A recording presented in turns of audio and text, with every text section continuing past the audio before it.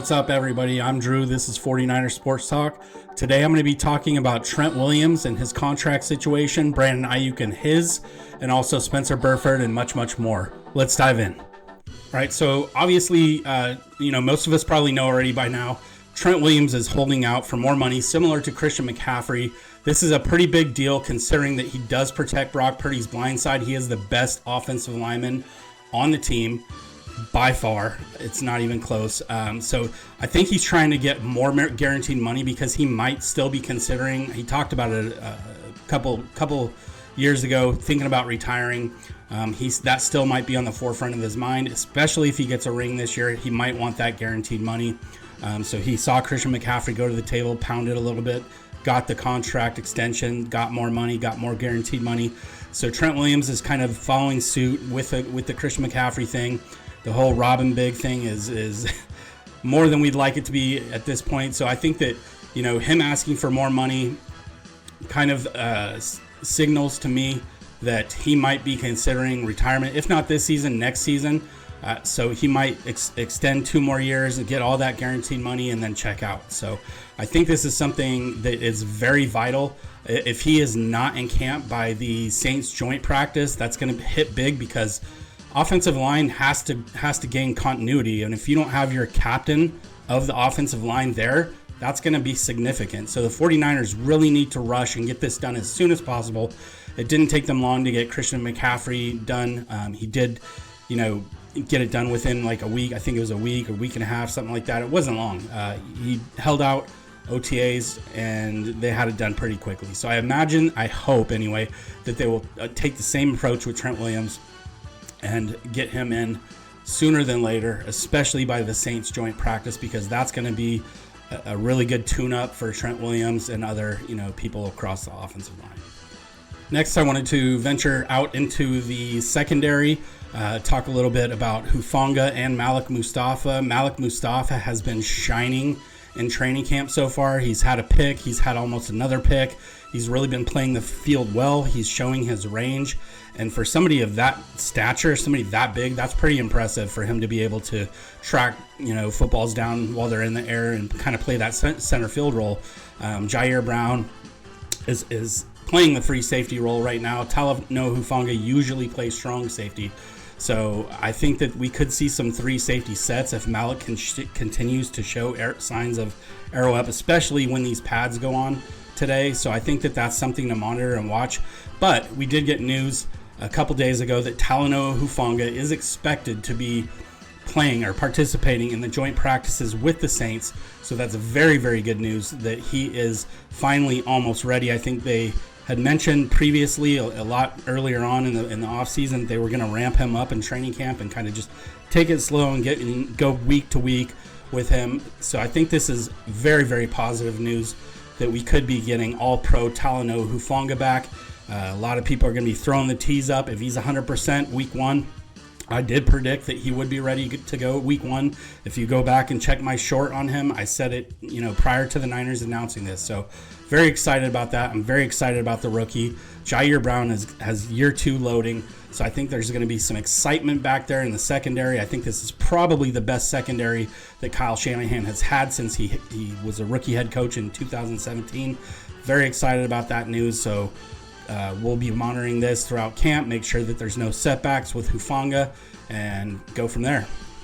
And moving right along, Brandon Ayuk is still holding up. Well, he's holding in. He has been seen walking the field with John Lynch, the general manager, and so I think conversations are continuing to happen. Obviously, John Lynch was a player, so he's very relatable to these players when going through the business side of this. We see a lot of the off-field, off-season antics by Brandon Ayuk with all the videos and all the little cryptic, emoji tweets and all this stuff kind of just, in my opinion, just being a little bit immature about things and not just letting Ryan Williams, his agent, take care of it.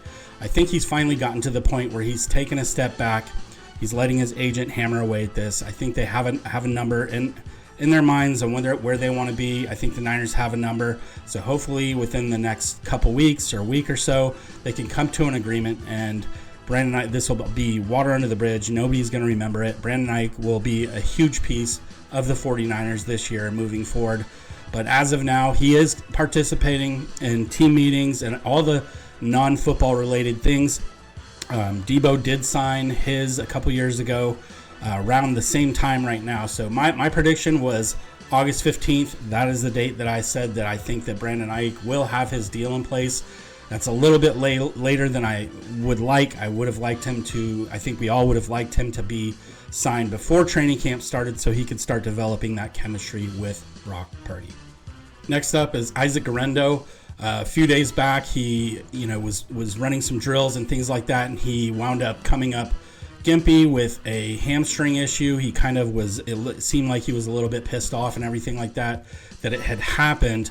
But, his teammates, all the other running back room kind of ran over and kind of consoled him. And, hopefully everything's going to be okay there. We haven't got a whole lot of information back from that. So we don't know if it's just a tweak. He was trying to go too hard and maybe needs to nurture that a little bit throughout the preseason so that he doesn't aggravate it further. Hamstrings can be tricky. And so, this is something definitely to monitor. I thought that he was going to be the primary kickoff returner just because he was a former receiver. He is a running back, and he does have 4.3 speed. So with all three of those elements together, with the new kickoff rule, as they kick it into the zone, there's going to be two guys back there. And so whichever side they kick it to, that person's going to get it. I was thinking Guerendo and maybe, Pearsall or Cowling or one of those guys. So especially with him being bigger, maybe he can block a little bit and kind of be a lead blocker if Cowling or one of those guys does get it. With that said, this takes a little bit of my prediction out of the equation if he's not fully healthy. So this will also be something to monitor. I wish him the best. I hope that he gets healthy very, very quick and he can contribute and be part of this team moving forward into the 2024 season.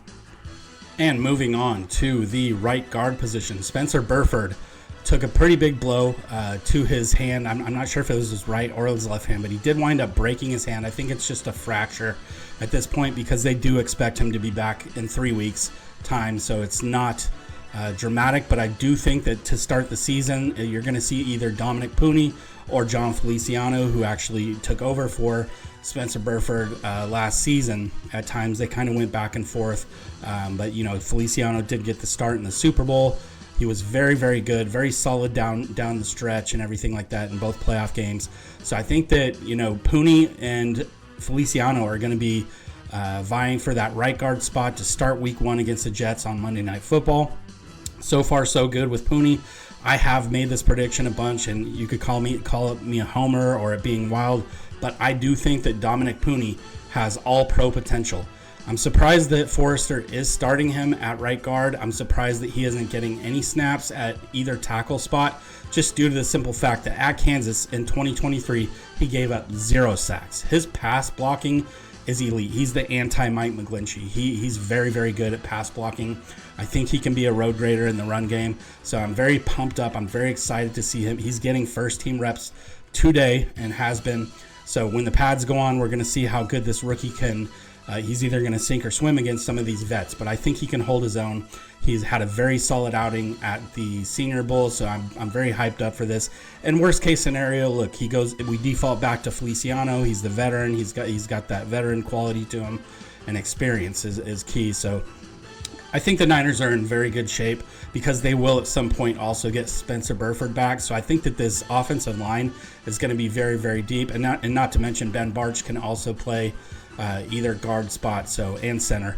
So we're going to see him being folded into the mix, and I think the Niners are actually in a very good position offensive line-wise, better than they have been in years past, and especially last season where they weren't very good. I believe they were ranked like 24th or something like that in the NFL. And so for Brock Purdy to have done what he did statistically, breaking franchise records and all that stuff behind a less than average offensive line, that was pretty impressive. So we do need obviously all our pieces, including Trent Williams, who I just talked about a few minutes ago. We're going to need Trent Williams and every single starter, maybe get a little bit more solid at center if Feliciano or Barch or one of those guys can take the job from Breno, because I do think that was sort of a weak spot along the offensive line. But I do think Banks is very good. I think if we can shore up that right guard spot, and McKivitz continues to go arrow up unless like Chris Hubbard just completely comes out and he's a complete dog and just snatches that right tackle spot from him. I do feel a lot better about the offensive line this year. So this is also something to monitor, but not extremely serious. The Burford thing, out 3 weeks, he'll be back. He's probably going to be depth to start the season. He could emerge again if he's showing that he's, back healthy and back on track.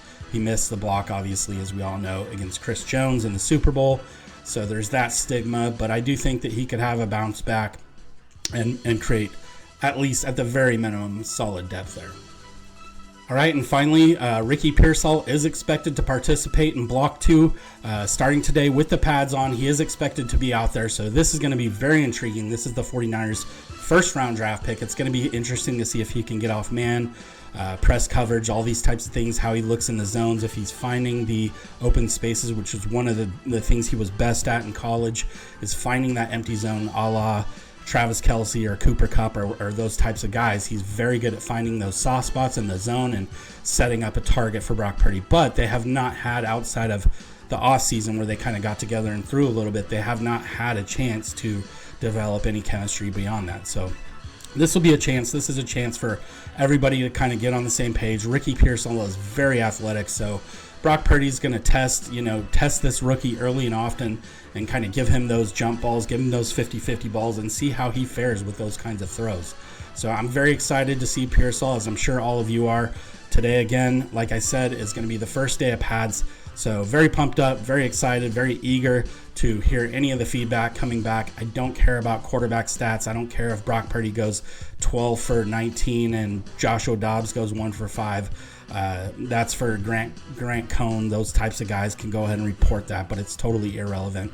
There's going to be a lot of teams are going to be trying to see what they can get away with and try to force things a little bit. So there's all sorts of things that go into these things. So the little 50% today with 2 picks doesn't really matter in the grand scheme of things, and it doesn't go on a stat sheet. You're never going to remember it.